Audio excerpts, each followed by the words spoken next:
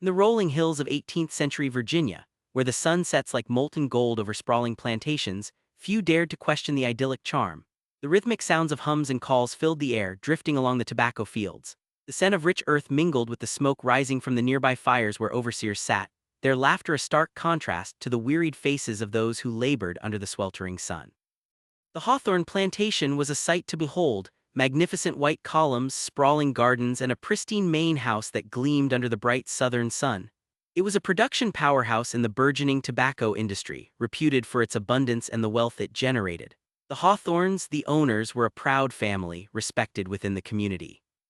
Charles Hawthorne, the patriarch, carried himself with an air of nobility. His wife, Eliza, was known for her beauty and gentility, running the household with a firm but graceful hand. However, as the seasons turned, the cotton and tobacco grew more bountiful, but murmurs began to penetrate the facade of wealth. The young slaves, children and adults alike, who toiled relentlessly began to fade, their bodies showing signs of malnourishment. They whispered to one another in hushed tones, unsure what to make of the rumors circulating about the soil that fed them. One day, a new slave named Peter caught sight of something unusual on the outskirts of the plantation. While gathering roots and herbs for his duties, he stumbled upon scattered bones, gleaming white against the dark, moist earth. A primal shiver ran through him as he knelt to inspect them. The hollowness of their shapes spoke of darkness, remnants of lives reduced to dust, unrecognizable among the crops they tended. Peter swallowed hard, returning his gaze to the fields, where Eliza Hawthorne's laughter cut through like a knife, her voice melding with the richness of the earth. The sweet scent of blooming magnolias cloaked an unsettling truth about the land beneath his feet. As days turned to weeks, Peter's discovery sat heavy in his chest. He felt a peculiar sense of dread blended with the sorrow of lost lives. Coupled with the poor treatment and dwindling food rations, the tension among the slaves grew palpable. Old Man Eli, the village's storyteller and wise elder, often gathered the children around him, weaving tales of their ancestors' struggles and the spirits that dwelled in the land. He looked upon the darkness that seemed to seep into the cracks of their lives. "The earth remembers children," he would say, his voice low and rich. "Each wound in it, each life taken for greed, weaves into the fabric of this place." Meanwhile, the plantation buzzed with activity, seemingly oblivious to the shadows lurking just behind its gilded facade. Haunting stories whispered between slaves found their way to the ears of plantation workers, a concern that the overseers dismissed. "Superstitions of old," they'd scoff, placing their bets on the truth buried beneath layers of soil. Yet one moonlit night, a crisis struck as young Maria, only a child too small to carry the weight of the labor, fell ill. The disease spread among the vulnerable slaves like wildfire. Alarmed whispers pierced the darkness of their quarters, fueling fears of a greater evil. Some feared it was a punishment from the spirits, the restless souls of those long gone. "Is it not the bones that feed the crops?" a voice shattered the silence. It belonged to Naomi, an older slave who had witnessed the horrors of despair unfold on this land. Her haunted eyes echoed the tales passed through ancestral lines, the belief that the ground hungered for recompense as life was taken in exchange for riches. As terror festered among the laborers, a spark ignited within Peter. It was a deep yearning for truth, for resilience. He sought Eli's counsel, determined to uncover the story behind the bones, the connection to the land that fed them, while slowly gathering others like him, those willing to confront the feared presence that loomed over them. Days bled into one another as the slaves banded together under the veil of secrecy. Whispers turned into meetings held in the cover of darkness. They gathered in the woods' embrace, plotting a search for the truth of the bones and the horrifying connection they had to their plight. "We need to uncover our history," Peter urged, his voice trembling yet steady. "They say the spirits cry for justice." Fear rippled through the group, but within that fear a glimmer of courage took root. Under the pallor of the fading moon, they began to dig deeper, both into the earth and their collective memory. Returning to the quiet gravesite he had found, Peter led the group that included Naomi and a few young men. With trembling hands, they began to unearth the parched soil, praying that the truth would emerge alongside the bones. Piece by piece, skeletons of children and their families surfaced, each clattering against the reality of greedy neglect. The air was thick with grief as the truth unfurled, a tale of neglect, abuse, and death woven into the very fabric of the plantation. Bones of those who had perished when rations failed, children left to die in their own quarters, the cruelty masked behind the prosperity of the Hawthorne name. Mounting horror gripped their hearts, yet determination surged anew. They took the bones and buried them with care, whispering prayers for those lost and undying. But it was more than mere resolution, it was the awakening of a spirit long suppressed. "Tonight, we confront the darkness together," Peter vowed, his voice echoing against the trees, a pledge that would bind them as one against the land's cursed legacy. In the weeks that followed, the air grew tense as the slaves united in their purpose. They summoned what spirits of resilience they could muster as that struggle within the fields escalated. With every drop of sweat, every beat of their hearts, they sought to reclaim their dignity, their connection to the land that fed them but also betrayed them. It was not long before news of their plight reached an unlikely ally, Abigail, a daughter of the Hawthorne family. Raised amid privilege, she had witnessed the hidden horrors behind the plantation's facade. A young woman with a deep sense of justice, she quietly decided to stand against her family's tyranny. The day came when the plantation overseers noticed the unrest, the defiance sparking in the eyes of those who had once been silent. Abigail rode through the grounds, a newfound purpose sweeping over her. "Your fight is my fight," she declared, standing beside Peter and the others, intertwining their fates. The confrontation spilled over as whispers reached the wealthy colonists. They faced trials of their own, public outrage beginning to swirl against the very seat of their comforts. Slowly, voices calling for justice began accumulating, gathering strength like the tide rising against the shore. One fateful evening, supported by local abolitionists who had heard of their plight, the slaves of the Hawthorne plantation confronted not only their oppressors, but also the societal structure woven into the very fabric of colonial Virginia. Weaving together their truths of suffering and reclamation, they demanded to be recognized, not merely as laborers but as human beings with stories imprinted on the land. In the following years, the plantation saw transformation, its name becoming synonymous with a poignant chapter of resistance.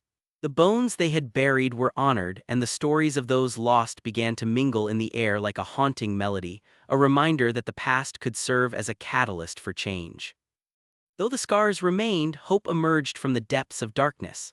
The land that once fed on fear now nurtured seeds of resilience, watered by the stories of its caretakers. And with every season that passed, the cries of the past grew softer, finally giving way to the whispers of a brighter dawn, born from the union of those who had once been chained. As the years rolled forward, the scars of the past remained visible yet transformed, much like the landscape itself. The fields that once bore the weight of anguish now blossomed with vibrant crops cared for by hands that had risen from sorrow to empowerment. The legacy of the Hawthorne plantation morphed into something entirely different. It was a symbol of resilience, a cradle for a burgeoning community. Peter stood in the fields that had witnessed their darkest days, his hands stilled for a moment as he reflected on the journey. The sun rose, spilling golden light across the land, illuminating each blade of grass as if to shower them with renewed hope.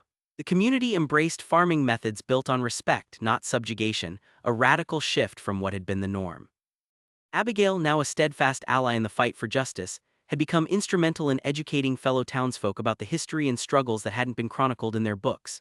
Together with Peter and a few others, she organized gatherings, meetings filled with discussions, storytelling, and the soft laughter of children that danced through the fields. A spirit of brotherhood enveloped them as they nurtured a legacy they could be proud of. "Do you feel it?" Peter asked one day as they stood at the edge of the gathering, watching children play and plant seeds in the newly cultivated land. "The past no longer controls us." The breeze that swept past seemed alive, as if the very earth rejoiced alongside them. But remnants of the old ways clung stubbornly to the corners of their lives. Not all the townsfolk welcomed this change, a hushed unease simmered beneath the surface. Whispers of rebellion filtered through the air, remnants of a society that felt the ground shifting underfoot. Fear was palpable, lingering like a shadow behind half-closed doors. One autumn afternoon, a delegation from the nearby plantation arrived to confront Peter and Abigail. Their leader, a proud man named Horace, strode forward, eyes narrowed with defiance. "You do well to remember where you came from," he warned, his voice thick with disdain. "This land feeds you, but only because we allow it." Peter met his gaze unyieldingly. "This land feeds us because we have claimed it together," he replied, his voice steady. "We honor the past to create a future that holds space for all." It was a pivotal moment as neighbors began to gather at the edges of the confrontation. The air buzzed with tension, a choice stood before them. Would they lean into fear or would they take a step toward unity? As Abigail raised her voice, recounting tales of the bones that had first connected them to their shared history, the crowd began to shift. "We are not asking for fear or contempt, we are asking for acknowledgement and respect," she implored. "Let us honor those who came before us not by burying the past but by building on it." One by one, eyes softened and hardened hearts began to thaw. People stepped forward, pledging to support this new tapestry of life, a tapestry woven from threads of shared stories and collective resilience. It was a delicate dance, but it was invigorating, and in their unity they found strength. With the community gathered, plans took shape to establish a memorial on the former grounds of the Hawthorne Plantation. It was a space that would honor not just the lives lost but also celebrate the life they were building, a testament to resilience intertwined with memory. As summer gave way to autumn, the memorial began to materialize. Each brick laid was installed with intention, every flower planted was a whisper of love, a nod to those who had suffered before them. The center would feature a grand oak tree, its roots grounded deep, its branches reaching ever higher, symbolizing both strength and growth. The day of the memorial's unveiling arrived, and eyes brimmed with tears as families gathered. Old man Eli, now a fragile shell of his former self, stood alongside Peter as he gazed at the memorial, a soft smile breaking the lines of age etched into his face. "This is the beginning of a new truth," he murmured. Children played at the perimeter, laughter resonating through the air like sweet music, while parents shared stories of their ancestors who had endured and triumphed. "They'll know our resolve," Peter thought, the warmth of community washing over him. It was a legacy fortified not by subjugation but by interconnected lives woven together through shared histories. Abigail took to the podium, her voice steady and filled with conviction. "This land once fed fear but now nurtures hope. Here we'll grow our stories side by side, an unbreakable bond forged by the lives we honor today." The crowd erupted in applause, hands coming together in a chorus of unity. It was a moment encapsulated in time, a vivid reminder of what had been overcome. In the days that followed, the story of the memorial transcended the plantation's borders. People traveled from far and wide to witness the legacy of healing taking root. New crops flourished under the care of a compassionate community. The land, once suffocated by cruelty, was now a thriving foundation for generations to come. Yet amid the celebrations, Peter knew that the journey was far from over. There were still countless tales untold. The countless bones buried in the earth remained just as haunting. The past, while honored, would also serve as a reminder of vigilance, waking each individual's responsibility to ensure that such darkness would never be allowed to prevail again. Years passed, yet the memory of the past remained a pulse within the earth itself, reverberating through the fields that had witnessed both elegance and agony. The Hawthorne legacy, though altered, served as a reminder, a warning to present-day citizens about the dangers of complacency, of forgetting the roots that nourished their modern lives. As the seasons turned, Peter and Abigail cultivated new stories within the community. Workshops, storytelling circles, and educational programs blossomed, inviting families to engage in conversations about history, shaping a narrative that embraced all facets of their community. As they walked through the fields one morning, blooming with flowers and crops nurtured through compassion, Peter turned to Abigail. "We have chosen to honor our past while shaping our future," he said, taking a deep breath as the scent of fresh earth enveloped him. "But it is the vigilance that will keep it alive, ensuring that no one strays from that truth." Abigail nodded, her eyes glinting under the warm sun. "This land, our land, is a testament to resilience. We must keep sharing our stories." Together, they began to traverse the narrow paths they had once walked as laborers, now attended by children who listened eagerly, their eyes bright with curiosity. One day, as Peter shared his own journey of discovery and strength amidst the laughter of children playing nearby, he felt the pulse of the land beneath him. He had come to understand that within the stories, both joyful and sorrowful, lay the true essence of their ancestry, one indelibly intertwined with solidarity. And so, as they stood on the cusp of another summer day, a sense of peace washed over Peter. The bones buried deep within the earth now served as guardians, a reminder of the spirits who had come before them and claimed their rightful place among the living. In this reimagined community, they weren't merely cultivators of crops, they were cultivators of stories, a legacy beautifully woven into the tapestry of their land, an enduring promise to never forget, and a celebration of the intricate dance between remembrance and hope. As the memorial stood proudly against the backdrop of rolling hills, a renewed sense of community pulsed through the heart of the land. Families gathered not just for tasks but for shared celebrations, harvest festivals and storytelling nights that lent voices to the muted echoes of the past, bringing life to those buried beneath the soil. However, shadows from the past occasionally flickered at the edges of their progress. The whispers of disgruntled plantation owners who felt their power waning seeped into the corners of the town. Some still clung to old beliefs, looking on enviously as the once feared slaves became vibrant members of society. A haunting discomfort settled in the hearts of those who had yet to reckon with their own histories. Peter and Abigail sensed the tension lingering, preparing for conversations that would inevitably arise during town meetings. They braced themselves against the storm that loomed like dark clouds across the horizon. In those gatherings, they would stand against the tide of resentment, advocating for justice not just in terms of recognition but transformation.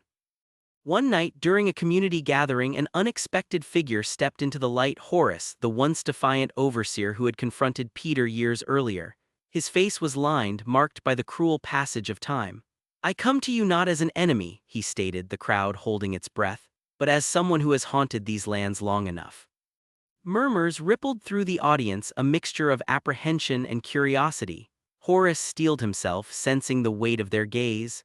"I have watched as you flourished, but it was I and my kind who perpetuated a history soaked in blood, our own as much as yours." Peter felt a flicker of anger igniting within him but tempered it with the knowledge that this was a moment decades in the making. "You cannot erase it with words," he replied firmly yet quietly. "What do you seek?"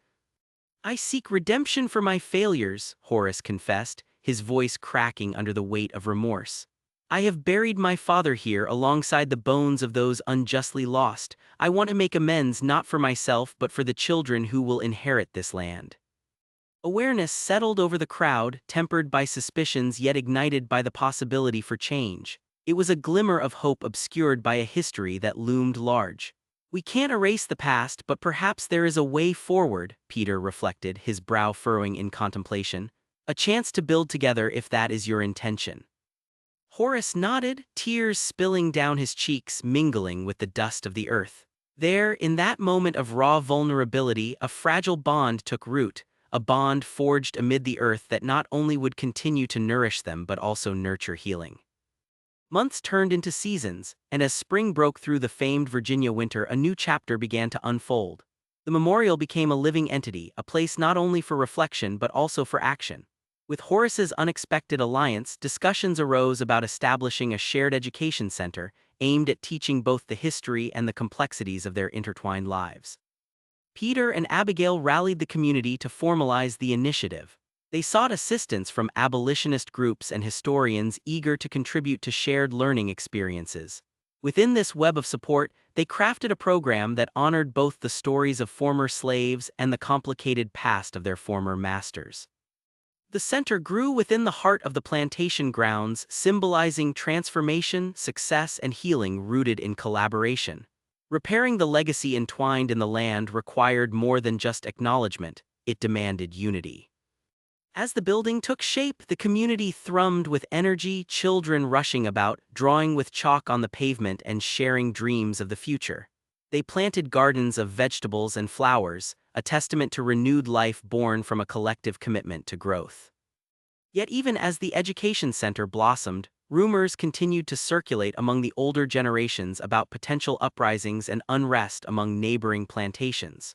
Fear took root, spreading like a noxious weed, and as a preventive measure, some descended into oppressive methods to maintain control, threats veiled behind tales of rebellion. One evening, as Philip stood at the door of the newly erected center watching the children play, a feeling of unease washed over him. "Knowledge brings power," he whispered softly, recalling the stories of old man Eli that echoed through his mind. "But it also lights a fire that some prefer to extinguish." Abigail turned to him, sensing his trepidation. "We cannot let fear suppress our growth," she asserted. "It is our duty to teach these children to understand their history so they can navigate their futures. It's the way we honor those who came before." They resolved to hold a community forum at the center, inviting all to address their concerns and dreams openly. This gathering would be an experiment in fortitude, a test of whether kindness could quell fear and ignite understanding. The day of the forum arrived, filled with both anticipation and anxiety. The center buzzed with energy, a kaleidoscope of faces, children of diverse backgrounds alongside older citizens long rooted in a history of pain. Peter and Abigail stood ready, each holding their breath as a tension-filled crowd began to take their seats. Peter opened the gathering with respect for the past, honoring those lost in the cycles of torment. He spoke earnestly of the power of stories, how they could bridge divides if shared openly instead of whispering half-truths behind closed doors. Tonight we are not here as overseers or slaves, young or old, all of that remains behind us. We are here to remain vigilant architects of our future, he declared. As the evening unfolded, voices grew bolder. They shared tales of sorrow but also stories of resilience and triumph. Elders spoke of the darkness they've witnessed while children recounted dreams of what their community could become. Through their shared stories, they unearthed fears rooted in distrust yet fostered a commitment to unity, a desire to create a heritage free from the shackles of the past. Yet amid the heartfelt expressions, discontent clung to the edges. A grizzled voice cut through the gathering. "This is all well and good, but what of those who still think our kind should serve, the others who wish we would just forget our place?" A heavy silence settled like a thick mist as hesitation filled the air. Horace rose, heart pounding as he faced the challenge. "It's our job then to redefine that place together," he addressed the crowd. "If we want to move forward, we must own the parts of ourselves that still cling to vile legacies." Discussions intensified, lighting up the room. Emotions spilled forth, the heat of honesty igniting a fire in their spirits. The voices grew louder, navigating what it meant to live side by side, emphasizing the stories and histories they must reckon with collectively.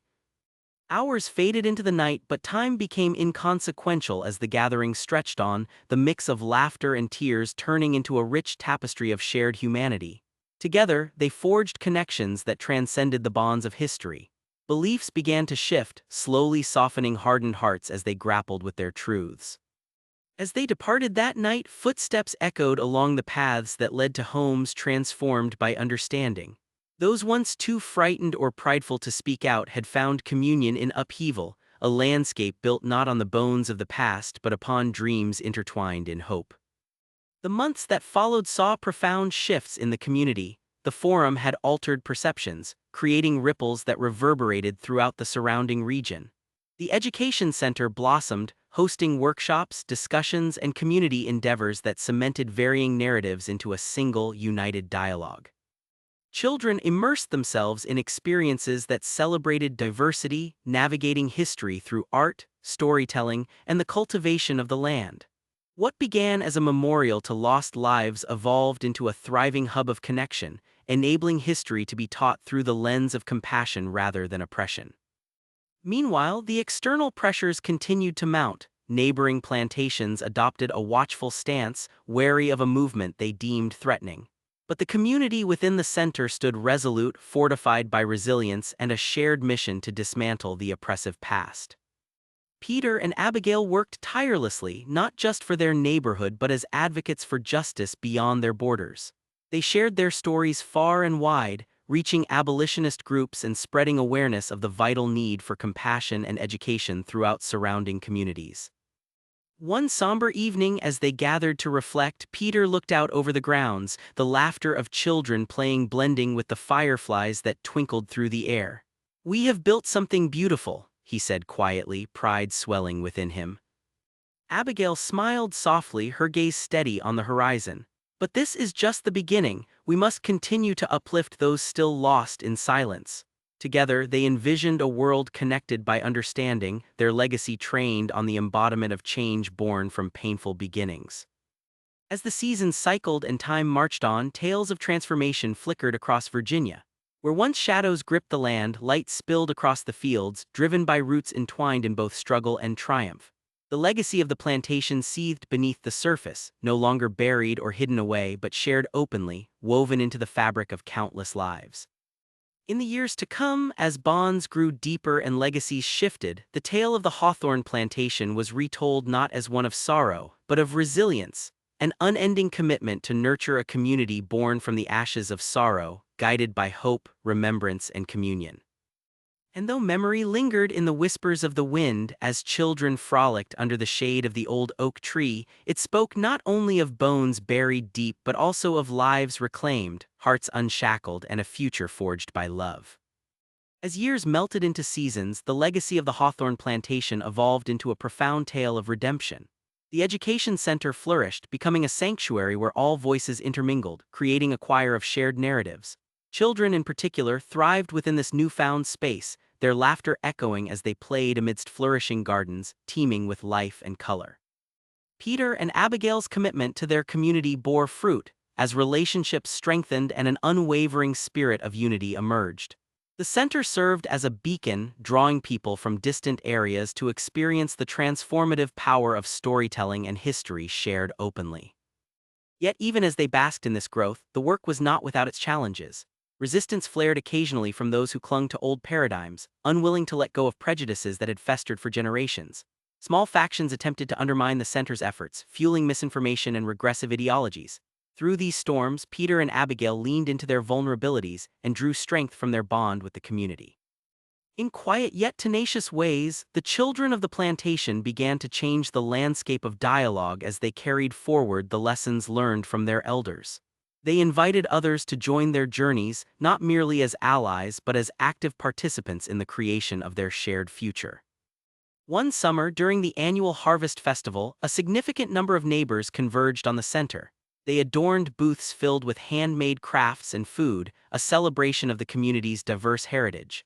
As night fell, laughter and music floated through the air, mingling with the warmth of flickering lanterns strung amid the trees. As Peter stood before the gathered crowd, he felt a deep sense of fulfillment. "Tonight," he began, his voice resonating with sincerity, "we stand here not as a collection of histories burdened by pain but as a tapestry woven from our shared hopes. Each story added depth to our identities. Together, we have the power to build a legacy of love." Applause erupted, buoying their spirits even higher. The festival blossomed into a night of storytelling where children recounted their dreams and adults reflected humbly on the mistakes and triumphs of their ancestry. In those moments, the past danced with the present, creating a feeling of harmony that would ripple through the community for generations. Despite the shadows that lingered, the center grew to embody transformation, an enduring reminder of what could emerge from suffering when nurtured with understanding and love. As the sun set behind the hills, Peter and Abigail watched the children play, their laughter ringing like chimes in the breeze. They knew their work was not complete, but a bright horizon loomed before them, a canvas upon which new stories would be painted, history intricately woven into the everyday lives of those who now called this land home. Together, they would usher in a future where the whispers of the past bore witness, guiding them toward compassion and unity.